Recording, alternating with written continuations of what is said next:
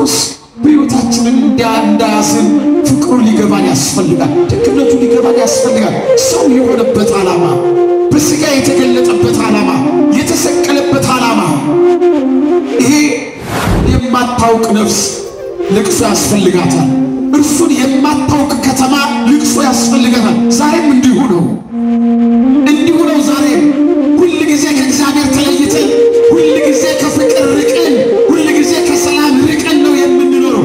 ይሄ የሚሆነው በኢየሩሳሌም የነቢያት የትንቢት ቃል የሚተረጉሙ ብዙ ካህናት አሉ፣ ግን የዘላለም ሕይወትን መስጠት አልቻሉ። እነሱም ራሳቸው ለእግዚአብሔር መሆን አልቻሉ። እንኳን ሕዝቡን ለእግዚአብሔር ያድርጉ። የተሰጣቸው የእግዚአብሔር ልጆች እግዚአብሔር ሁላችንንም ይፈልገናል። ከኃጢአት ማሰሪያ ነፃ እንድንወጣ እግዚአብሔር አስቀድሞ በነቢያት የተነገረውን ቃል በቅድም ባናመሰግነው፣ ለክብሩ ባንቆም፣ ንስሐ ባንገባ፣ የመስቀሉ ቃል ባይገባን እግዚአብሔር ለፍርድ የሚመጣበት ሰዓት አለ። ከኔ ወግዱ የሚባልበት ሰዓት፣ እጅግ አስጨናቂ ሰዓት አለ። ያ ሰዓት ኃይለኞች የሚቆሙበት ሰዓት አይደለም፣ ባለስልጣናት የሚቆሙበት ሰዓት አይደለም። ያ ሰዓት አዋቂዎች እነሱ ዝም ቢሉ እነዚህ ድንጋዮች ተነስተው ያመሰግናሉ አላቸው። እግዚአብሔርን የማያመሰግን ፍጥረት የለም። በስሙ አላመኑምና አለማመናቸው፣ የልባቸው ጥንካሬ፣ ክፋታቸው፣ ለእግዚአብሔር ቃል አለመታዘዛቸው፣ የሚያነቡትን አለማወቃቸው ይሄ ነገር ጌታን አሳዘነው። ስለዚህ ከተማይቱን አይቶ አለቀሰላት። ጌታ ስለ ኢየሩሳሌም 2 ጊዜ አልቅሷል። እንደምን አመሻችሁ። በቸርነቱ ወደደን፣ በምህረቱ ይቅር ያለን፣ በዘላለማዊ ፍቅሩ የሰበሰበን፣ የሞትን ስልጣን ከሕይወታችን ያጠፋ፣ ልጅነትንም የሰጠን አባቶቻችን አምላክ ቅዱስ እግዚአብሔር ስሙ ለዘላለም የተመሰገነ ይሁን። የሚበላውን የሕይወት እንጀራ ያገኘንባት፣ የሚጠጣውን የሕይወት ውሃ የሰጠችን፣ የባህሪያችን መመኪያ፣ የጽድቃችን አክሊል፣ የንጽሕናችን መሠረት የእናታችን የቅድስት ድንግል ማርያም ስም ለዘላለም የተመሰገነ ይሁን። አባቶቻችን ረድኤትና በረከት በሁላችን ላይ ይደርብን። እግዚአብሔር እንደረዳን ደግሞ የእግዚአብሔርን ድምፅ እንሰማለን።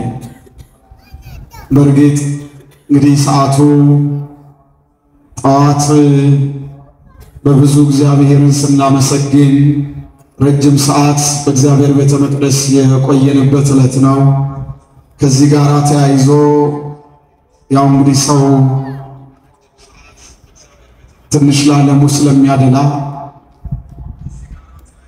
በዚህ ሰዓት በእርግጥ የጻድቁ አባታችን የአቡነ ገብረ መንፈስ ቅዱስ መታሰቢያም ስለሆነ ብዙ ሰው መኖር ነበረበት። ያው እንግዲህ ባለው እግዚአብሔር በፈቀደው ሁሉ እግዚአብሔር የሚናገረው ድምፁን ለሚሰሙት እሱን ለሚፈልጉ ነውና እግዚአብሔር አምላካችን ያስተምረናል። በዚህ በሉቃስ ወንጌል ምዕራፍ 19 ቁጥር 41 ላይ ከተማይቱን አይቶ አለቀሰላት ይላል። በዚህ እግዚአብሔር ቃል ላይ አምላካችን እግዚአብሔር ያስተምረናል። ከተማይቱን አይቶ አለቀሰላት። ክብር ይግባውና የሁላችን ጌታ ሁላችንን ከኃጢአት ማሰሪያ ነፃ ሊያወጣን፣ ኃጢአታችንን ሊሽር፣ በደላችንን ሊደመስስ ከሰማይ ወደ ምድር የመጣው በዚህ ዓለም ላይ የታመሙትን እየፈወሰ፣ የወደቁትን እያነሳ፣ ያዘኑትን እያረጋጋ፣ በዚህ ዓለም ሰዎች እያዩት እየዳሰሱት ከእርሱ ጋር ደቀ መዛሙርቱ እየበሉ እየጠጡ አብረውት የነበሩት የአማልክት አምላክ የሆነ ቅድመ ዓለም ከአብ ያለ እናት የተወለደው በኋላ ዘመን ከእመቤታችን ከቅድስት ድንግል ማርያም ከሥጋዋ ሥጋ ከነፍሷ ነፍስ ነስቶ ሰው ሆኖ በዚህ ምድር ላይ የተገለጠው አምላክ ይህኛውን ቀን ከሌሎች ዕለታት ይልቅ ሰዎች ለእሱ ምስጋና ያቀረቡበት፣ እሱ ደግሞ በሰው ሕይወት ውስጥ ያለውን ክፉ ነገር ሁሉ የገሰጸበት የተወደደ ሰዓት ነው። ክብር ይግባውና ከቤተ ፋጌ ከደብረ ዘይት ተነስቶ ወደ ቤተ መቅደስ ጉዞ እያደረገ ያለ በዚያ ሰዓት ከደቀ መዛሙርቱ መካከል ሁለቱን ወደ ከተማ ላካቸው ይላል ቃሉ። ይህንን ቃል ለመግቢያ ነው እንጂ የምንጠቀመው ጠዋት በሚገባ ስለዚህ ነገር ተብራችኋል። ወደ ከተማ ከደቀ መዛሙርቱ ሁለቱን ላካቸው ይላል። ሁለቱ ደቀ መዛሙርት ወደ ከተማ ተላኩ። ዓላማው ደግሞ ከተማ ማለት ሰዎች የሚገኙበት ብዙ ሕዝብ ያለበት ቦታ ማለት ነው። ሁለቱን ደቀ መዛሙርት ወደዚያ ላካቸው። እግዚአብሔር ዓለምን ዝም ብሎ የተወ አይደለም። ዓለም በኃጢአት ውስጥ ሲኖር፣ ዓለም በመከራ ውስጥ ሲኖር፣ በዲያብሎስ እስራት ውስጥ በተያዘበት የጨለማ ዘመን እግዚአብሔር ዝም ያለ አይደለም። አስቀድሞ እግዚአብሔር በአበው ሕሊና ውስጥ እያደረ ሕጉን በሕሊናቸው ይጽፍላቸዋል። በኋላ ደግሞ በሙሴ አማካኝነት የሰጠውን ሕግ በነቢያት ሲናገር ሲያስተምራቸው ነው የነበረው። ስለዚህ ወንጌላውያን ሲጽፉ ሁለቱ ወደ ከተማ ሄዷል። ሕዝብ ወደሚገኝበት እግዚአብሔር አስቀድሞ ነቢያትን ልኳል። ነቢያት በመከራ ውስጥ ያለው ሰው ጨለማ የነገሰበት በኃጢአት የተያዘው በዲያብሎስ እስራት ውስጥ የነበረው የሰው ልጅ ተስፋ ቆርጦ እንዳይጠፋ እግዚአብሔር ነቢያትን ልኮ ያረጋጋቸው፣ ነቢያትን ልኮ ይገስጻቸው፣ ተስፋቸውንም ያለመልምላቸው ነበረ። እነዚህ ሁለት ሰዎች ወደ ከተማ የተላኩበት ዋናው ምክንያት በከተማ ውስጥ ታስረው የነበሩ አህዮች ስለነበሩ ነው። ስለዚህ ጌታ እንዲህ አለ፣ ወደ ከተማ ሂዱ፣ የታሰረች አህያ ከውርንጫዋ ጋር ታገኛላችኋል። ወንጌላዊ ማቴዎስ ሁለት አድርጎ ጽፏቸዋል። በሉቃስ ወንጌል ግን ውርንጫይቱ ብቻ ተጠቅሳለች። የሁለቱም ትክክል ነው። የመጽሐፉ ዓላማ በዚህ ሰዓት ኢየሱስ ክርስቶስ ሕዝቡን ሊቀድስ የመጣ በመሆኑ የነጻነት አምላክ በመሆኑ ክርስቶስ አስቀድሞ ሕግን የሰጠ በኋላ ዘመን ደግሞ በዳግም ተፈጥሮ ሰውን ከኃጢአት ባርነት ነፃ ለማውጣት አዲስቱን ሕግ የሰጠ በመሆኑ አህያይቱ ከውርንጫዋ ተዋጋ ብሎ ወንጌላዊ ማቴዎስ ሲናገር አህያይቱ ቀንበር የለመደች ሸክም የለመደች ስለሆነች ብሉይ ኪዳን ሸክም ያለባት ሰውን የምታስጨንቅ ነፃ የማታወጣ ሕግ የጨለማ ምሳሌ የነበረች ስለሆነ ስለዚህ አህያይቱ ከውርንጫይቱ ጋር አለ። ያቺ ሕግ ነፍስን ነፃ የማታወጣ ነገር ግን ስጋን በረድኤትና በበረከት የምትጠብቅ ስለሆነች ያ ሕግ የተሰጠው ኃጢአት ባለበት ሞት በነገሰበት ዓለም ውስጥ ሰዎች የጽድቅ ሥራ ሰርተው ወደ እግዚአብሔር ክብር በማይደርስበት ዘመን ውስጥ ስለሆነ አህያይቱን ብሎ ፍጹም ሕግ እስከምትሰጥ ድረስ አህያይቱ አድራሽ ስለነበረች ነው። ውርንጫይቱ አለ። ውርንጫይቱ ደግሞ ሸክም የማታውቅ ሸክም የሌለባት ገና ግልገል የሆነችው ናት። ይችኛዋ ደግሞ የሐዲስ ኪዳን ምሳሌ ናት። ክርስቶስ የብሉይ ኪዳን የሐዲስ ኪዳንም ጌታ ስለሆነ አህያይቱን ከውርንጫይቱ ጋር ፍቱና አምጡልኛል። ክርስቶስ ለሁሉ የተሰጠ ሁሉን ነፃ የሚያወጣ በባርነት የተያዙትን አሕዛብን ዳግመኛም ኪዳን የተሰጣቸውን አይሁዳንን ነፃ የሚያወጣ ስለሆነ አህያይቱን ከውርንጫይቱ ጋር ፈታችሁ አምጡልኛልና ማንም ሰው ቢጠይቃችሁ ለጌታ ያስፈልጉታል ብሏል።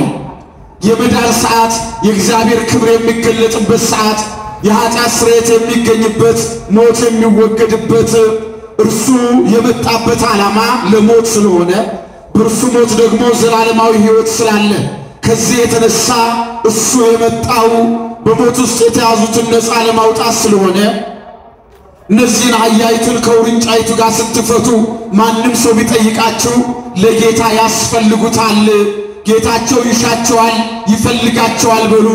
ደቂቀ አዳምን እግዚአብሔር ይፈልገዋል፣ እግዚአብሔር ይሽተዋል። ከኃጢአት ማሰሪያ ነፃ ያወጣው ዘንድ ሞቱን ይሽርለት ዘንድ በመንግሥተ ሰማያትም ያሳርፈው ዘንድ እግዚአብሔር የሰውን ልጅ ይፈልጋል። ስለዚህ ማንም ቢጠይቃችሁ ለጌታ ያስፈልጉታል በሉ ብሎ ጌታ የተናገረው ከዚህ የተነሳ ነው። ቅዱሳን ሐዋርያት በኩል ለእኛ እንዲደርሰን አድርጓል። ቅዱሳን ሐዋርያት ከኃጢአት መፈታትን ከኃጢአት ነፃ መውጣትን ከጨለማ ወደ ብርሃን ከሞት ወደ ሕይወት መሸጋገርን እናገኝ ዘንድ ቅዱሳን ሐዋርያት የእግዚአብሔርን ቃል በምልአት ተናግረዋል። ስለዚህ ከኃጢአት መፈታት ከኃጢአት ነፃ መውጣት ለኛ የተሰጠ የሕይወት ስጦታችን ነው። ለዚህ ነው ለጌታ ያስፈልጉታል በሉ የተባለው። ሁላችን ለእግዚአብሔር እናስፈልገዋለን።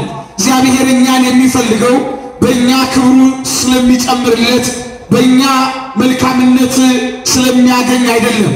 ነገር ግን ጥቅማችን ለራሳችን እንከብር ዘንድ ከወደቅንበት ያነሳን ዘንድ ኃጢአታችን ሁሉ ይሽርልን ዘንድ አምላካችን ከሰማይ ወደ ምድር መጣ። ከዚህ በኋላ በሁለቱም ላይ ተቀመጠባቸው ይላል። ሕግ ኦሪትና ሐዲሱን ሕግ አብሮ የሰጠ እሱ ስለሆነ በሕገ ኦሪት በረድኤተ ሥጋ በረድኤተ ነፍስ ሕዝቡ ይጠበቅ ዘንድ የጠበቃቸው ከሰማይ መና እያወረደ የመገበ በስሙ የጠራቸው ከአሕዛብ የታደጋቸው እሱ ስለሆነ በአህያይቱ ላይ ተቀመጠ፣ በውርንጫይቱም ላይ ደግሞ ተቀመጠ ይላል። ሐዲሲቱ ሕግ በአዲስ ተፈጥሮ ሰው ከማይሰራ ኃጢአት ነፃ የሚወጣበት ስለሆነ ነው። ስለዚህ የሁለቱም ሕግ ሰጪ እሱ ነው። አስቀድሞ በረድኤት በነቢያት አማካኝነት ሰጥቷል። ሐዲሱን ሕግ ግን ራሱ ተገልጦ ሥጋ ማርያምን ለብሶ በማርያም ሥጋ ተገልጦ የሐዲሱን ሥርዓት ግን ለሰው ልጆች ሁሉ መዳኛ ይሆን ዘንድ ክርስቶስ ለሁላችን የሚያድነውን ሕግ ሰጠን። ከዚህ የተነሳ ነው በሁለቱም ላይ ተቀመጠባቸው ብሎ መጽሐፍ የተጻፈው። እንግዲህ በእነዚህ አህዮች ላይ ተቀመጠና ወደ ከተማይቱ ይገባ ነበረ። በከተማ ውስጥ ብዙ ሰው አለ። ያ ሕዝብ ከእግዚአብሔር የተለየ በጨለማ ውስጥ የሚኖር ነው። ምስጋና የማያውቅ ነው። ከዚህ የተነሳ ነው ወንጌላዊ ሉቃስ ሲጽፍ ገቢረ ተአምራት ሲያደርግ አይተውት መልካም ነገር ሲያደርግ ባዩት ጊዜ ደቀ መዛሙርቱም ሌሎቹም ሰዎች ሆሳዕና ለወልደ ዳዊት ለዳዊት ልጅ ምስጋና ይገባዋል፣ ብሩክ ዘይመጽእ በስመ እግዚአብሔር፣ በእግዚአብሔር ስም የሚመጣ እግዚአብሔር የተባረከ ነው እያሉ ይዘምሩ ነበር ይላል። ጌታ በአህያ ውርንጫ ላይ በአህያይቱም ላይ ተቀመጠ ይላል። ለጊዜው በዚያ ዘመን የሰላም ዘመን ሲመጣ ነገሥታቱ የሚቀመጡት በአህያ ላይ ነበረ። የጦርነት ዘመን ሲመጣ ደግሞ በፈረስ ላይ ይቀመጣሉ ብለዋል መምህራን። ለምንድን ነው ክርስቶስ በአህያ ላይ የተቀመጠው ከተባለ ሰይጣን ሰላማችንን ነስቶን ባሪያ አድርጎን ይኖር ነበርና እውነተኛ ሰላምን የሚሰጥ ልባችንን የሚያረጋጋ ወደ ረፍት ቦታ ወደ መንግሥተ ሰማያት የሚመልሰን እሱ ስለሆነ እውነተኛ የሰላም አምላክ ስለሆነ እርሱም ራሱ ሲያስተምር ሰላሜን እሰጣችኋለሁ ሰላሜንም እተውላችኋለሁ፣ እኔ የምሰጠው ሰላም ዓለም እንደሚሰጠው አይደለም ብሎ ሁከት ባለበት ዓለም ውስጥ አማኞቹ በሰላም የሚኖሩ መከራ ቢደርስባቸው መንግሥተ ሰማያትን እያሰቡ ሰላማቸው ማንም የማይነጥቃቸው እንባቸው እየፈሰሰ በልባቸው ሰላም ያላቸው ስለሚመጣው ዓለም ደስ የሚሰኙ ስለሆነ የሰላም አምላክ የፍቅር አምላክ መሆኑን ጌታ ለመግለጽ በአህያ ላይ ተቀመጠ ብለዋል። በአህያ ላይ የተቀመጠ ሮጦ አያመልጥም ብለዋል መምህራን። እሱ ስንፈልገው የምናገኘው ከኛ የማይርቅ ጌታ ስንሻው የምናገኘው ስንቀርብ የሚቀበለን ጌታ ስለሆነ በአህያ የተቀመጠ ሮጦ አያመልጥም ብለው ሊቃውንት ተርጉመዋል። ስለዚህ በአህያይቱና በውርንጫይቱ ላይ ተቀመጠ አለ ወንጌላዊ ማቴዎስ። ወንጌላዊ ሉቃስ ግን በውርንጫይቱ ላይ ብሏል። ሐዲሲቱን ሕግ ሐዲሲቱን ሥርዓት ሰው መዳን የሚገኝበትን የነፍስ ድህነት ያለባትን ሐዲስ ኪዳንን ሰጠ ሲል ነው። ከዚህ የተነሳ ክርስቶስ ይህንን አደረገ። ወደ ኢየሩሳሌም ሲደርስ ሰዎች የተለያየ ሐሳብ ነበራቸው። ያመሰግኑታል። በነቢያት የተጻፈው የትንቢት ቃል ይፈጸም ዘንድ ሁሉ እግዚአብሔርን ያመሰግናል፣ ለእግዚአብሔር ይገዛል ነበረ። ሁሉም አመስግነውታል። ያን ጊዜ ነው አይሁድ ቀረቡና የሚሉትን አትሰማሙ ያሉት። እነዚህ ሰዎች ሁል ጊዜ ዳዊት ንጉሳችን ነው፣ አብርሃም አባታችን ነው፣ እግዚአብሔር አምላካችን ነው ብለው በሕይወታቸው ቀናተኞች ስለነበሩ ሕዝቡ ለክርስቶስ ወደ ክርስቶስ ሲጠጋ ክርስቶስን ሲያመሰግን የሚሉትን አታስተውልም፣ ስለምን ይዘምራሉ? ዝም እንዲሉ አድርጋቸው ብለው ለጌታ ጥያቄ አቅርበዋል። ይህን ጊዜ ነው ጌታ እግዚአብሔርን ያመሰግናል። ለምን ቢባል ካለመኖር ወደ መኖር አምጥቶ የፈጠረ እግዚአብሔር ስለሆነ። ለምን ቢባል ረድኤተ ሥጋ ረድኤተ ነፍስን የሚሰጥ እግዚአብሔር ስለሆነ ብንታመም የሚፈውሰን በመከራ ውስጥ ብንወድቅ ከኃጢአት ነፃ የሚያወጣን መከራችን የሚያሳልፍልን እግዚአብሔር ስለሆነ ፍጥረታት እግዚአብሔርን ያመሰግኑታል። የማይታዘዝለት የማይገዛለት ፍጥረት ለእግዚአብሔር የለም። ስለዚህ ነው ድንጋዮች ያመሰግኑኛል አለ። ሰው እግዚአብሔርን የሚያመሰግነው ለገዛ ጥቅሙ ብሎ ነው። እግዚአብሔር ሰው ባያመሰግነው መላእክት ባያመሰግኑት የእግዚአብሔር ምስጋና የሚቋረጥ አይደለም። ዓለማት ሳይፈጠሩ አስቀድሞ እግዚአብሔር ሰውን በአርአያውና በአምሳሉ ሳይፈጥረው መላእክትን ሳይፈጥራቸው ይህ ዓለም ሳይፈጠር መሬትም በውሃ ላይ ሳትጸና ሰማይም ሳይዘረጋ በፊት የእግዚአብሔር ምስጋና የተቋረጠበት አይደለም። ስለዚህ የፍጥረታት ማመስገናቸው ክብራቸው ለራሳቸው ነው። መላእክት ቢያመሰግኑት ምስጋናቸው ኑሯቸው፣ ምስጋናቸው ልብሳቸው፣ ምስጋናቸው ምግባቸው ስለሆነ ነው። ሰው ቢያመሰግነው መንግሥተ ሰማያትን ይወርስ ዘንድ ከኃጢአት ነፃ ይወጣ ዘንድ በእግዚአብሔር መንግሥት ይከብር ዘንድ ነው። እሱ ግን ለዘላለም ምስጉን የሆነ አምላክ ነው። ስለዚህ እነሱ ዝም ቢሉ የኔ ምስጋና አይቋረጥም። የባህሪ አምላክ ስለሆነ ምስጋናው የማይቋረጥበት ስለሆነ እነሱ ዝም ቢሉ ድንጋዮች ያመሰግኑኛል አለ። ወደ ከተማይቱ ሲቀርብ በሉቃስ ወንጌል ላይ የተገለጠ ሁለት ጊዜ አልቅሶላታል። ለምንድን ነው ጌታ ስለ ከተማይቱ ያለቀሰው? ለምን እንባውን አፈሰሰ ጌታ ከተባለ አለቀሰ የሚለው ቃል እግዚአብሔር አምላክ ፍጹም ሰው መሆኑን ሥጋ መልበሱን ደካማ ሥጋ መዋሃዱን የሚገልጥ ቃል ነው። ስለዚህ የሚያለቅሰውን፣ የሚያዝነውን፣ የሚርበውን፣ የሚጠማውን፣ የሚደክመውን ሥጋ መልበሱና ፍጹም ሰው መሆኑን መግለጡ ነው። ስለዚህ ከተማይቱን አይቶ አለቀሰላታል። ከተማይቱን አይቶ አለቀሰላታል። ለምንድን ነው ያለቀሰው ጌታ ከተባለ እርሱ ለጊዜው ኃጢአተኞችን ይቅር እያለ የወደቁትን እያነሳ ለምጻሙን እያነጻ የታመመውን እየፈወሰ ሙት እያስነሳ በመካከላቸው ገቢረ ተአምራት እያደረገ ሲመላለስ በስሙ አላመኑም። ይልቁንም የመጽሐፉ ባለቤቶች የነቢያት ትንቢት ቃል ያላቸው የሙሴን ሕግ ያስተምሩ የነበሩት በዕለተ ሰንበት በቀዳሚት ዕለት በምኩራባቸው በመቅደሳቸው ተሰብስበው ናሁ ድንግል ትጸንስ ወትወልድ ወልደ ወትሰምዮ ስሞ አማኑኤል፣ ኖ ድንግል በድንግልና ትጸንሳለች ወንድ ልጅም ትወልዳለች ስሙን አማኑኤል ብላ ትጠራዋለች የሚለውን የትንቢት ቃል በምኩራባቸው በመቅደሳቸው ያነቡ የነበሩት እነዚያ ረበናቱ ሊቃነ ካህናቱ ሁሉ በእሱ አላመኑምና ከዚህ የተነሳ መድኃኒታቸው አጠገባቸው ሕይወትን የሚሰጣቸው መንግሥተ ሰማያትን የሚያወርሳቸው ከመከራ ሥጋ ከመከራ ነፍስ የሚፈውሳቸው ጌታ አጠገባቸው ሆኖ አለቀሰላት ለከተማይቱ ነው። ሁለተኛ ለከተማይቱ አለቀሰ። እሱ የባህሪ አምላክ ስለሆነ ወደፊት ስለሚሆነው መከራ በእርሱ ባለማመን ስለሚመጣው መከራ ክርስቶስ አለቀሰ ለከተማይቱ።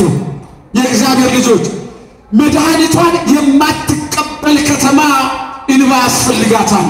በክርስቶስ የማታምን የዘላለም ሕይወትን የምትንቅ መድኃኒቷን የምትገፋ አዳኟን የምትገፋ ከተማ እንባ ያስፈልጋታል። የእግዚአብሔር ልጆች እንዴት ነው የምንኖረው?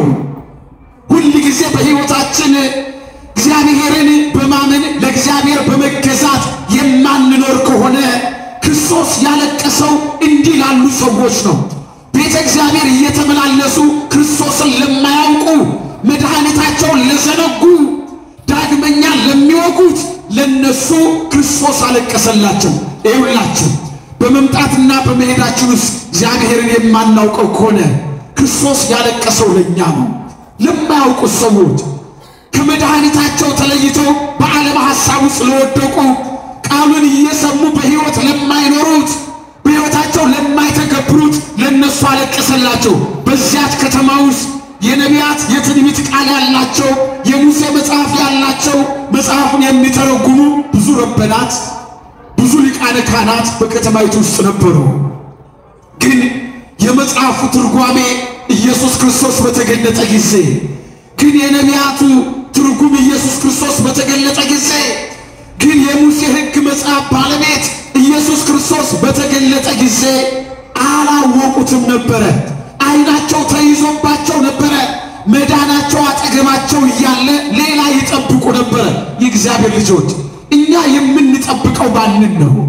እኛ ተስፋ የምናደርገው ማንን ነው? ማንን ነው ተስፋ የምናደርገው? በሕይወታችን ያዳነን፣ ከጨለማ ሥራ ነፃ ያወጣን፣ ኃጢአታችንን በደላችንን የገደለልን የደመሰሰልን፣ ልጆቹን እንሆን ዘንድ በፍቅር ያቀረበን፣ ከሰማይ የወረደው ከድንግል ማርያም ከሥጋዋ ሥጋ ከነፍሷ ነፍስ ነስቶ ሰው ሆኖ የተወለደው የባሕርይ አምላክ ኢየሱስ ክርስቶስ ነው። ዋነኛው ምክንያት እግዚአብሔርን አለማወቃችን ነው። እግዚአብሔርን አለማወቅ። እግዚአብሔርን ማወቅ የሚባለው ከእውቀት ጋር የተገናኘ ነገር አለ። ምክንያቱም እግዚአብሔርን በእውቀት ትልቅነት ማወቅ አይቻልም። እግዚአብሔር የሕይወት እንጂ የእውቀት ጉዳይ አይደለም። በዚህ ዓለም ላይ ፊደል ያልቆጠሩ ምንም የማያውቁት ቅድስናን ገንዘብ አድርገው የእግዚአብሔርን መንግሥት ወርሰዋል። በዚህ ዓለም ላይ አዋቂዎች የተባሉት የእግዚአብሔርን መንግሥት የሚተረጉሙት የዘላለም ሕይወትን አግኝተው መንግሥተ ሰማያትን ወርሰዋል። እውቀት ማወቅም አለማወቅም ለእግዚአብሔር ክብር አይሆንም። ምክንያቱም እግዚአብሔር በሕይወታቸው የሚገዙለት ፈቃዱን የሚያደርጉለት እነሱ ላይ ነግሶባቸው ይኖራል። ለከተማይቱ ያለቀሰው መዳናቸው አጠገባቸው እያለ መዳናቸውን የማያውቁ ሰዎች ስላሉ ነው። የእግዚአብሔር ልጆች የተነገረን የሕይወት ቃል ወደ መዳን ወደ ዘላለም ሕይወት የማይወስደን ከሆነ ክርስቶስ ያለቀሰው እንዲህ አይነት ሕይወት ላላቸው ሰዎች ነው። ያለቀሰው እንዲህ አይነት። ሁለተኛው ክርስቶስ ያለቀሰበት ምክንያት የወደፊት ዕጣ ፈንታቸውን ያውቀው ነበረ። አምላክ ስለሆነ ነጋችንን የሚያውቅ የሚቀጥለውን ዘመናችንን የሚያውቅ እርሱ ሁል ጊዜ ለእኛ ያዝንልናል። ስለዚህ መንገዳችን የተሳሳተ ከሆነ እግዚአብሔር ለእኛ ያዝናል። ከመንገዳችን እንድንሳሳት ወደ ክፉ ነገር እንድንወጣ አይፈልግም። ኢየሱስ ክርስቶስ ከተማይቱን አይቶ አለቀሰላት። ለምን? የኢየሩሳሌም ነገዋን እግዚአብሔር ያውቃል። የኢየሩሳሌም መጪውን ጊዜዋን እግዚአብሔር ይረዳዋል። ስለዚህ ያችን ከተማ አይቶ ክርስቶስ አለቀሰላት ተብሎ ነው የተጻፈው። ይኸውላችሁ ለዚህ ነው በዚህ በሉቃስ ወንጌል ምዕራፍ 13 ላይ ጌታ ሲናገር መዳንሽ ብታውቂስ መዳንሽ ባጠገብሽ ቀርቦልሽ ነበረ፣ ነገር ግን መዳንሽን አላወቅሽም። ስለዚህ ጠላት ዙሪያሽን ይከብሻል፣ ሕፃናቶችሽን በድንጋይ የሚፈጠፍጣቸው የተባረከ ነው የሚባልበት ዘመን ይመጣል ብሎ ጌታ አለቀሰ ይላል። በዚህ ምክንያት ከዚህ የተነሳ ነው ክርስቶስ ወደ ሰማይ ካረገ በኋላ በ35ኛው ዓመት ወይ ደግሞ በ70 ዘመን ጥጦስ የሚባል ጄኔራል ኢየሩሳሌምን ከበባት። ይመኩበት የነበረውን መቅደሳቸውን በእሳት አቃጠለው። ሰዎች ሁሉ ተማረኩ። ምድሪቱም እንዳልነበረች ምድረ በዳ ሆነች፣ ጠፋች። ከ75 ዓመተ ምህረት ጀምሮ እስከ 1948 ዓመተ ምህረት ድረስ ያች ሀገር ምድረ በዳ ነበረች። ማንም ሰው አልነበረባትም። ለዚህ ነው ክርስቶስ ያለቀሰው የኢየሩሳሌምን ነገዋን ስለተመለከተ ስላየላት ነበረ። ዛሬም እንዲሁ ነው። እግዚአብሔር ነጋችንን ያያል፣ ጥፋታችንን ይመለከታል። ስለዚህ እግዚአብሔር የሚያሳዝኑ ማዳኑን የማያውቁ ሕይወትነቱን የማያውቁ በሕይወታቸው የሚቀልዱ በሃይማኖት ሥርዓት የማይኖሩት እነዚህ ሰዎች የሚጠፉት ናቸው። የእግዚአብሔር ማዳን አጠገባቸው ሆኖላቸው ያለ የእግዚአብሔርን ማዳን ተስፋ የማያደርጉ ሁልጊዜ በዓለም ሐሳብ ውስጥ የተቀመጡ ሁልጊዜ ዓለማዊነትን ገንዘብ የሚያደርጉ ሁልጊዜ የጨለማ ሥራን የሚሰሩ ልባቸው በሃይማኖት የማይሸነፍ በክርስቶስ ፍቅር የማይሸነፍ ሁሉ እነዚህ ፍጻሜያቸው መቃጠል የሆነ ጥፋት የሆነላቸው ናቸው። እግዚአብሔር ይሄ ያሳዝነዋል። ተቀዳሚ ተከታይ የሌለውን አንድያ ልጁን ለእኛ አሳልፎ ሰጥቷልና ይህንን የጸጋ ኪዳን የሚያቃልል ሰው፣ ይህንን መለኮታዊ ደም የሚያቃልል ሰው፣ ይህንን የመስቀል ስጦታ የሚያቃልል ሰው በእግዚአብሔር ፊት አሳዛኙ ሰው እሱ ነው፣ የእግዚአብሔር ልጆች። ስለዚህ እግዚአብሔር ስለ ሁላችን ያዝናል። ዛሬ በሕይወት ዘመናችን እግዚአብሔር በእውቀታቸው የሚናገሩበት ሰዓት አይደለም። መጽሐፍ ያን ጊዜ አመፃና ሽንገላ ይናገር የነበረ አፍና አንደበት ሁሉ ይዘጋል ነው የሚለው። ያን ጊዜ እናት የሴት ልጇን ጩኸት አትሰማም ይላል። ለምን? ሁሉ የራሱ ጩኸት አለበት። አንዱ ሌላው የሚጮህበት ጊዜ አይደለም ያን ጊዜ። ስለዚህ ያ ሰዓት ይመጣል። ማንም ኃይለኛው ደካማ የሚሆንበት፣ አዋቂው ምንም የማያውቅበት ሰዓት ያ ጊዜ ይመጣል። ለዚህ ነው ክርስቶስ ነጋችንን ስለሚያውቅ ክርስቶስ መጽሐፉን ነገር ስለሚረዳ ከዚህ የተነሳ ምን አለ? ከተማይቱን አይቶ አለቀሰላት አለ። ሕይወታችን ምንድነው የሚመስለው? ምንድነው? እግዚአብሔርን የማትቀበል ከተማ፣ መስቀሉን የማታምን ከተማ፣ ፍቅሩን የማትረዳ ከተማ እንባ ያስፈልጋታል። ሞት አጠገቧ ስለሆነ የዘላለም ሕይወት ስለራቃት ያቺ ከተማ እግዚአብሔር የሌላት ከተማ እንባ ያስፈልጋታል። ለዚህ ነው ጌታ ከተማይቱን አይቶ አለቀሰላት የሚለው። ብዙውን አደራ የሚበሉ በጎቻቸውን መጠበቅ የማይችሉ የበጎቻቸውን ቆዳቸውን እንጂ እነሱን የማይፈልጉ የማይጠብቁ የማይተጉ እረኞች የሚበትኑ እረኞች ስለሆኑ፣ ስለዚህ ከተማይቱ ክርስቶስን ያሳዘነችው ከዚህ የተነሳ ነው። የእግዚአብሔር ልጆች ሊገባን ያስፈልጋል።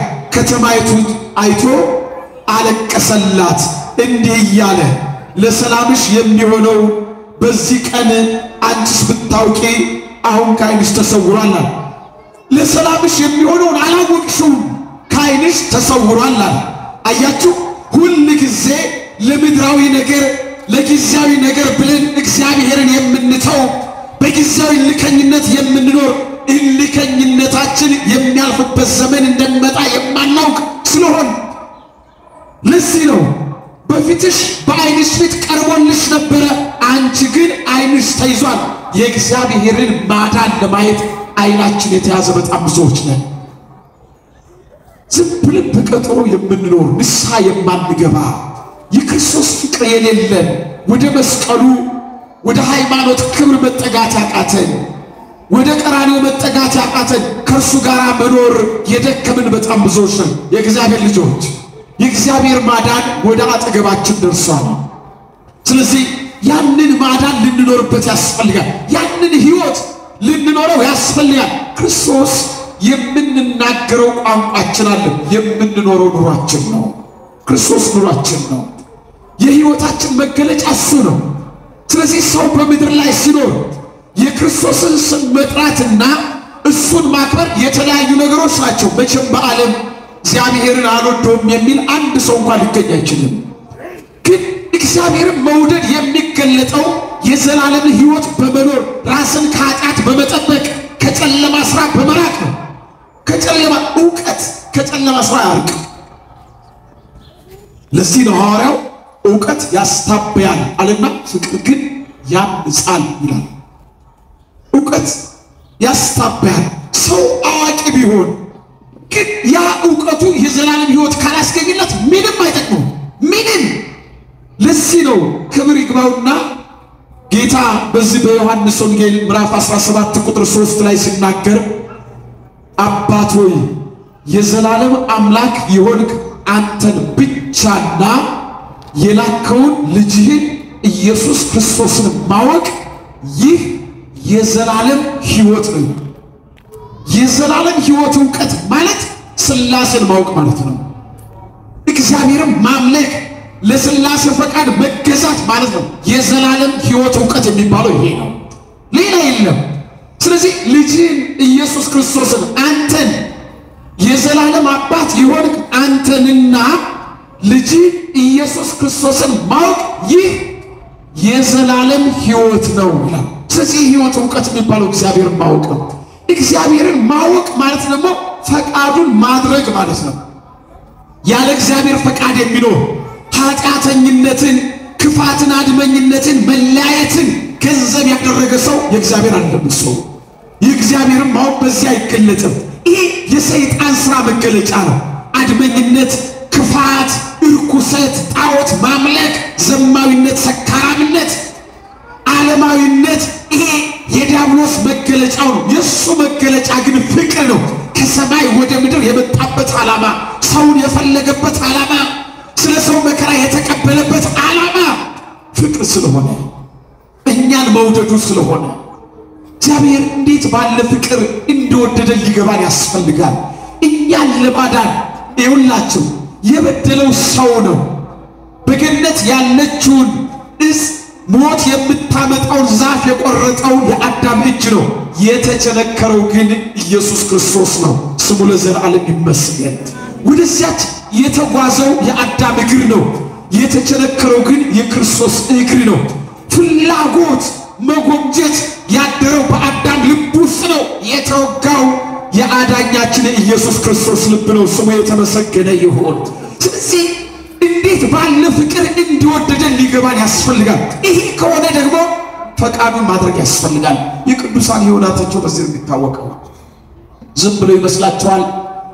ቤታቸውን ንብረታቸውን ትተው እሱን ብቻ ተስፋ አድርገው ከዓለም ርቀው መሰደዳቸው ዝም ብሎ ይመስላችኋል? ይሄ ነገር ስለገባቸው ያደረገላቸው ነገር ስለገባቸው በዚህ ዓለም ላይ ዘመድ ቢሆን ሀብታም ቢሆን ባለጸጋ ቢሆን ስልጣን ቢሆን እንደማያድን ተስፋ አድርገው ከሀገራቸው ከዘመዳቸው ተለይተው የሄዱት እኮ እግዚአብሔር የዘላለም መኖሪያ ስለሆነ ነው። እሱ የቅዱሳን ማደሪያ ነው።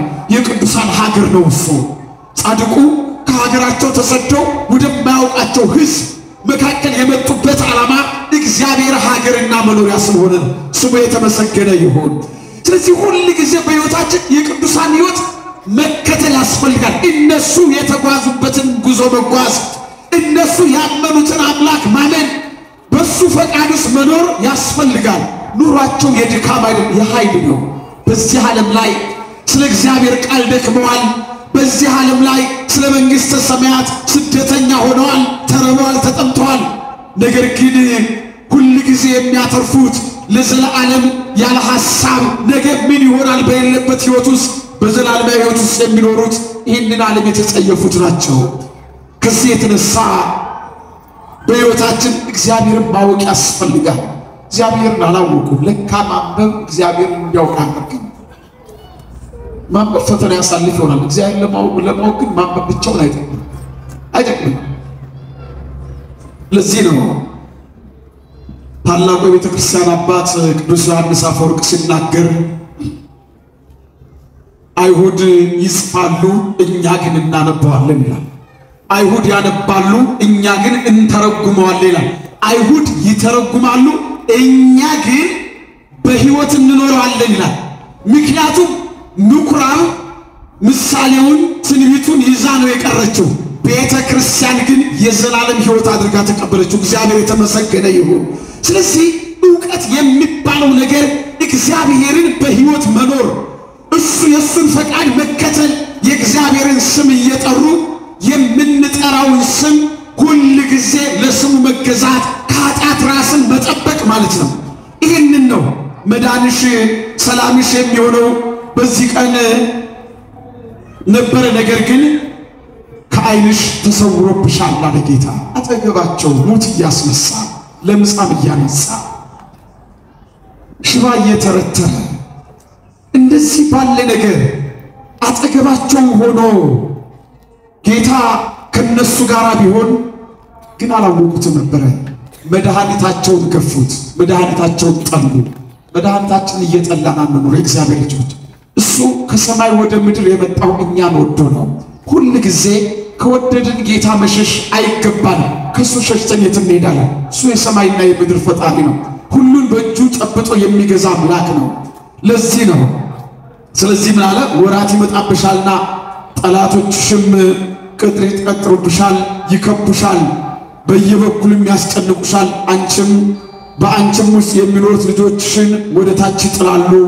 በአንቺ ውስጥም ድንጋይ በድንጋይ ላይ አይተው የመጎብኘትሽን ዘመን አላወቅሽምና፣ የምትድኝበትን ዘመን አላወቅሽምና፣ ስለዚህ ጠላቶችሽ ይከቡሻል።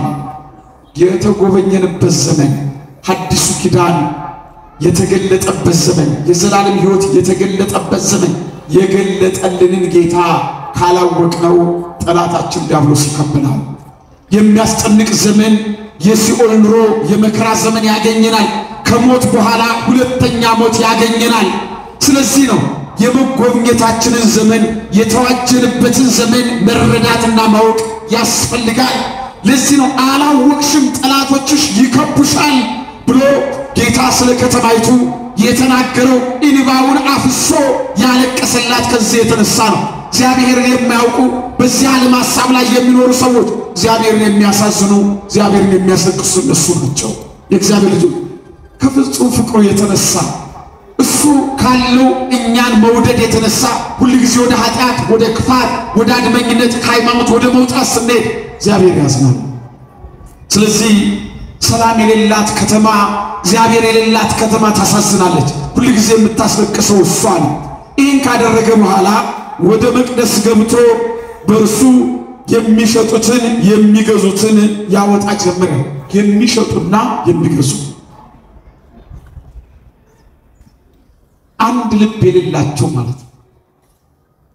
ወደዛኛው እንተውና ወደኛ ህይወት አንድ ልብ የሌላቸው እግዚአብሔርን በደባል ማምለክ የሚፈልጉ በደባል እግዚአብሔርን በደባል አታመልኩት። ብቻውን የሆነ አምላክ ሁሉን የፈጠረ የሁሉ ጌታ እኛን ካለመኖር ወደ መኖር አምጥቶ የፈጠረ መላእክት ሊቃነ መላእክት የሚገዙለት አምላክ ነው። እሱ በደባል አይመለክም። ለዚህ ነው የሚሸጡ የሚገዙ አለ። አንድ ጊዜ ወደ አንዱ ሌላ ጊዜ ወደ ሌላው የሚሄዱ በሕይወታቸው ዘመን እግዚአብሔርን የማያከብሩ ለክብሩ የማይገዙለት ሰዎች ወደዚያ ወደ ቤተ መቅደሱ ወደ እነዚያ ይሸጡና ይለውጡ ወደ ነበሩት መጣና ቤቴ የጸሎት ቤት ትባላለች። የምን ቤት ትባላለች? የጸሎት ቤት ትባላለች። እናንተ ግን የወንበዴዎች ዋሻ አደረጋችኋት አላቸው። የሚሸጡና የሚለውጡ አለ ጌታ። ይህንን ነቢዩ ተናግሮታል። በዚህ በትንቢተ ኤርምያስ ምዕራፍ 7 ቁጥር 11 ላይ እንደዚህ ይላል፣ እነሆ በማትረቡበት በሐሰት ቃል ታምናችኋል፣ ትሰርቃላችሁ፣ ትገላላችሁ፣ ታመነዝራላችሁ፣ በሐሰትም ትምላላችሁ፣ ለበዓልም ታጥናላችሁ፣ የማታውቋቸውንም እንግዶች አማልክት ትከተላላችሁ። መጣችሁ ስሜም በተጠራበት በዚህ ቤት በፊት የቆማችሁ ይህን አስጸያፊ የሆነ ነገርን ሁሉ አላደረግንም አላችሁ። ይህ ስሜ የተጠራበት ቤት በዓይናችሁ ፊት የሌቦች ዋሻ ሆኗል አለ እግዚአብሔር በነቢዩ ሲናገር። አያችሁ፣ በሐሰት ትምላላችሁ፣ ታመነዝራላችሁ፣ ትሰርቃላችሁ፣ ትገላላችሁ፣ በሐሰትም ትምላላችሁ። ነገር ግን በስሜ ወደ ተጠራው ቤት መጣችሁ፣ ይህንን አላደረግንም አላችሁ። እግዚአብሔር ሁሉን የሚያውቅ ጌታ ነው። የልባችን የሚያውቅ ሳንናገር የሚያውቅን አምላክ እሱ ነው። ስሙ የተመሰገነ ይሁን። ስለዚህ ነው በሐሰት ትምላላችኋል። ሁሉ ጊዜ በሕይወታችን ዘመን ስመ እግዚአብሔርን እየጠራን እየማልን ሐሰተኞች ሆነን አንደበታችን ከሐሰት ሳይለይ ከክፋት ሳይለይ ለምስጋና ሳይከፈት ወደዚህ በስሜ ወደ ተጠራው ቤት ትመጣላችሁ አለ ጌታ። ከዚያስ ይህን ነገር አላደረግንም ትላላችሁ። ይሁላችሁ እግዚአብሔር ከኛ የሚፈልገው የአንደበታችንና የልባችን ቃል በእግዚአብሔር ፊት ያማረ የተገናኘ መሆን አለበት። ነብዩ ይሄንን ነው የአንደበቴና የልቤ ቃል በፊት አንድ ይሁን ያለው ነብዩ ሲናገር። ሁሉ ጊዜ በሕይወታችን ክርስቲያን በአንደበቱ እግዚአብሔርን የሚያመሰግን በልቡ ለእግዚአብሔር የሚገዛ የልባችን ማደሪያ ለእግዚአብሔር የሚሆን ነው። ለዚህ ነው ጌታ ቤቴ የጸሎት ቤት ይባላል፣ እናንተ የወንበዴ ዋሻ አደረጋችኋት። ለምን? ሐሰተኝነትን፣ ዘማዊነትን፣ ሰካራምነትን፣ ክፋትን፣ አድመኝነትን፣ ዘረኝነት እነዚህ ሁሉ ከዲያብሎስ የሆኑ ናቸው። እነዚህ ከልብ የሚወጡ ናቸው። ስለዚህ በልባችን ላይ ዲያብሎስን አስቀምጠን የክርስቶስን ማለት አንችልም። ይህንን የሚያደርግ ሰው የዲያብሎስ ነው። እግዚአብሔር ይህንን አይፈልገው። ለዚህ ነው የወንበዴ ዋሻ አደረጋችሁት። እሱ የሚያድርበትን ሕይወታችን የሚቀደስበትን ልባችንን አይምሮአችን ለዲያብሎስ ሰጥተን የእግዚአብሔርን ማለት አይቻልም። ስለዚህ ነው እንዲህ አይነት ሕይወት እግዚአብሔርን ያሳዝነዋል፣ የመስቀሉን ቃል ያሳብላል፣ ክርስቶስ የተጓዘበትን መንገድ ያስረሳል። ይሄ የፈሰሰልን ደም የተደረገልን መግቦት ያስረሳል። ይሄ ስለዚህ ጌታ ምን አለ? በሐሰት ቃል ታምናችኋል፣ ትሰርቃላችሁ፣ ትገላላችኋል። ሁል ጊዜ በምላሳችን የምንገላቸው ብዙዎች ናቸው። ሐሜታችን፣ ንግግራችን፣ ክፋታችን በተለይ ይሄኛው ዘመን ሰው በሐሰት የታመነበት ዘመን እንደው እዚህ አደባባይ ላይ አይባልም እንጂ እኔ ሰሞኑን የምሰራው አንሰራለና እግዚአብሔር በሚያውቀው ምን ያክል ከእግዚአብሔር ጸጋ እንደተለየን ምን ያክል ሐሰተኞች ክፉዎች እንደሆን ሰው እንዴት ጨካኝ እንደሆነ አንድ ሰው እውነተኛ ምድር ላይ ይጠፋል። አንድ ሰው እውነትን የሚናገር ምድር ላይ ይጠፋል። በጣም የሚያሳዝን ዘመን ነው። በጣም ክፉ ዘመን፣ ሁሉ ጊዜ ወንድሙን የጠላበት ዘመን፣ ክርስቶስን ያሳዘንበት እንባውን ያፈሰስበት ዘመን ይሄ ነው። ዝም ብሎ ብቻ ሰው የፈረደበት ሞባይል አለ፣ እሱን ከፍቶ ወሬ ማውራት ብቻ ነው። ማረጋገጥ የለ። ወሬ ማውራት እንደዚህ ነው ምናምን ማለት ብቻ። እባካችሁ እግዚአብሔር እውነተኛው ፈራጅ ኢየሱስ ክርስቶስ ይመጣል። ይኸውላችሁ ቃሉን የሚያከብር ያለውን የሚያደርግ እግዚአብሔር ብቻ ነው። ስሙ የተመሰገነ ይሁን። ለዚህ ነው ሙሴ ሲናገር ሐሰትን ይናገር ዘንድ እግዚአብሔር ሰው አይደለም ይላል። ቃሉ አይለወጥም። እግዚአብሔር እውነተኛ አምላክ ነው። ያለውን ያደርጋል። ይኸውላችሁ ለአዳም የሰጠውን ኪዳን ይፈጽመው ዘንድ እግዚአብሔር ከሰማይ ወደ ምድር መጣ። ስሙ የተመሰገነ ይሁን። ለምን እንደመጣ ታውቃላችሁ? እሞታለሁ ብሎ እንደተናገረ ሰዓት ሳያሳልፍ እግዚአብሔር ሰው ሆኖ በምድር ተገኘ። ይሞት ዘንድ መጣ። መከራ ይቀበል ዘንድ፣ ይገረፍ ዘንድ፣ ይቆስል ዘንድ፣ መስቀል ላይ ይሰቀል ዘንድ፣ ይቸነከር ዘንድ ክርስቶስ ወደ ዓለም መከራ ለመቀበል መጣ። ይገርማል። ለዚህ የታመነ ጌታ ነው። እመጣለሁ ብሏል። ይመጣል። እያንዳንዳችን በፊቱ የምንቆምበት ሰዓት ይመጣል። እያንዳንዳችን ይኸውላችሁ በሱ ፊት ዛሬ እንደምንዋሸው ውሸት ያለን ይመስላችሁ። ጌታ ሲናገር ያን ጊዜ የምፈርድባችሁ እኔ አይደለሁም የሰማችሁት ቃል ነው እንጂ ይላል በዮሐንስ ወንጌል። የሚፈርድባችሁ ምንድነው አለ? የሰማችሁት ቃል እኔ አይደለሁም ማለት። ለምን? የእግዚአብሔርን ቃል በመስማት መቅደስ ውስጥ በመሰብሰብ ወንጌል በመስማት ብዙ ዘመን ኖረናል። ነገር ግን ይህንን የሕይወት ቃል ልቡ ላይ ያልጻፈ ሰው ይፈረድበታል። የእግዚአብሔር ልጆች እውነተኛው ንጉሥ የገፋነው መድኃኒት የጠላነው ፍቅር ይመጣል፣ ይገለጣል ያን ጊዜ። ለዚህ ነው ቤቴ የጸሎት ቤት ይባላል፣ የወንበዴዎች ዋሻ አታድርጉት። ባካችሁ እግዚአብሔር ልጆች ባካችሁ ልባችንን ጠብቀው። ከክፋት ነፃ እንውጣ፣ ከሐሰተኝነት ነፃ እንውጣ። አንደበታችንን ከክፉ ነገር እንከልክለው። ይውላችሁ እሱ በጥፊ ሲመቱት ጌታ ግን ዝም አለ ይላል። ለምንድን ነው ዝም ያለው? እሱ ዓላማው በጥፊ የመመታቱ ዓላማ እኔና እናንተ ሲሆን ነው። የመገረፉ ዓላማ እኔና እናንተ ስለሆን ነው። መላእክት ሊቃነ መላእክት የሚሰግዱለት ጌታ ያ መልአክ ወደ ምድር ቢመጣ ምድሪቱን የማትችለው መልአክ ቢመጣ ገራፊዎቹ የማይችሉት መልአክ ቢመጣ እንኳን ሊገርፉ አቅም አይኖራቸውም ነበረ። የነሱ ጌታቸው በጥፊ ሲመታ ዝም ነው ያለው። ዓላማው እኛን ከመከራ ነፃ ማውጣት ስለሆነ ነው። ዝምታው ፍቅር ነው። ዝምታው ሰላማችን ነው። ዝምታው መዳናችን ነው። እንደዚህ ከሆነ ባካችሁ አንደበታችንን እንከልክለው። ምላሳችንስ ከሽንግላ ነፃ እናውጣው። ከሐሜት ነፃ እንውጣ። ድሮ ሐሜት ቡና ላይ ምናምን በዛው ሰፈር ስለ ጎረቤት ብዙ ይራቃል ነበርም ድሮ። አሁን ሐሜታችን ላይ ነው ያለው። ላይ ማንንም ስናገር አንፈራም። ሰይጣን በምን አይነት ህይወት ውስጥ እንዳደረገን አውቃችኋል? የዘላለም ህይወት የሚገኘው የክርስቶስ ሥጋና ደም በመብላት ነው። ቄስ የሚያማው ሰው የት ነው ንስሐ የሚገባው? የት ነው ሥጋውን የሚበላው? የት ነው ደሙን የሚጠጣው? ደግሞስ የሰዎች ማውራት ክህነት ሊያስቀር ነው? ምን ሊያደርግ ነው? ከመቅደስ ሊያስወጣ? ይህንም በምድር ላይ ሰዎች ይውላችሁ ለማትጨርሱት ነገር አትጀምሩ። ይህ የእግዚአብሔር ስልጣን ብቻ ነው። እግዚአብሔር ያከበረውን ሰው ማዋረድ አይችልም። ሁል ጊዜ እግዚአብሔር በምድር ላይ ቅዱሳን ሐዋርያት ተሰደዋል እንጂ ክብራቸውን ግን አላጡም። ዓለም ግን ሐዋርያትን ሲያሳድድ የክርስቶስ የሆኑትን በስሙ የተጠሩትን ለቅዱስ ወንጌል የቆሙትን ሲያሳድድ ነው ዓለም የኖረው። ዛሬም እንዲሁ ነው። ስናሳድ አቅም አተን እንጂ እኮ ይሄን መቅደስ እኮ መዝጋት እንፈልጋለን። ታውቃላችሁ? ይሄን የሚያደርገው ደግሞ ማህተም ያለው ክርስቲያን መሆኑን ነገር ነው። ይሄን ለፍታችሁ የሰራችሁት መቅደስ መዝጋት ትፈልጋላችሁ።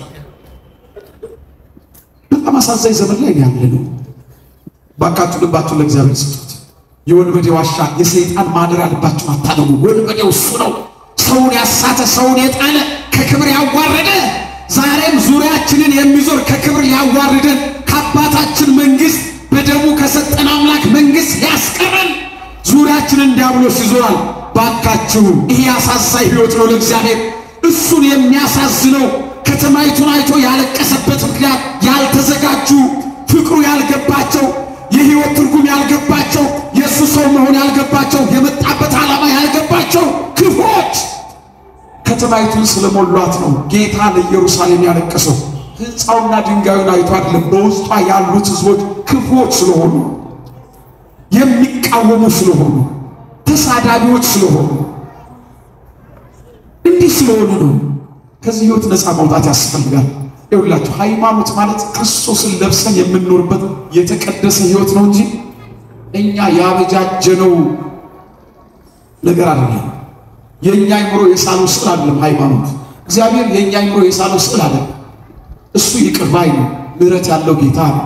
ፍቅር ያለው ጌታ ነው። ሰላም ያለው ጌታ ነው። ከተማይቱን አይቶ አለቀሰላት ይላል። እግዚአብሔር በሕይወታችን እንዳያዝንብን፣ እግዚአብሔር በሕይወታችን እንዳይሳቀቅ ያዳነን ጌታ፣ ደሙን ያፈሰሰልን ጌታ ሁል ጊዜ እሱን በልባችን ልንቀድሰው ያስፈልጋል። በልባችን ያደረ ክፉ መንፈስ ሊርቅ ያስፈልጋል። እግዚአብሔር ከሁላችን ጋር ይሁን። ይህን ትምህርት ጧት እንደተማራችሁ አስባለሁ። ግን ሰሞኑ ይሄው ብቻ ስለሆነ ነው። ይሄ ሰሞን ይሄው ብቻ ስለሆነ ነው። ስለዚህ ዋናው ዓላማ ክርስቶስ መከራ የተቀበለበት ዓላማ እኛን መቀደስ፣ ወደ መንግስቱ መውሰድ ነው።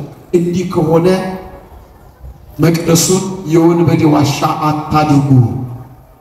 ዘላችሁ እዚህኛው ላይ አትምጡ። መጀመሪያ ልባችሁን ቀድሱ። መጀመሪያ ሐሰተኝነትን፣ ክፋትን፣ እርኩሰትን፣ አድመኝነትን፣ ዘረኝነትን እሱን መጀመሪያ አስቡ። እኛ ላይ ሲያድር ነው ሌላው መስተካከል ነው። ስለዚህ እግዚአብሔር ሁላችንም ያስተካክለን። ያስተማረን የመከረን ቅዱስ እግዚአብሔር ስሙ ለዘላለም የተመሰገነ ይሁን። እግዚአብሔር በሰላምና በጤና ብርሃነ ትንሣኤውን ይግለጥልን። እግዚአብሔር ከሁላችን ጋር ይሁን።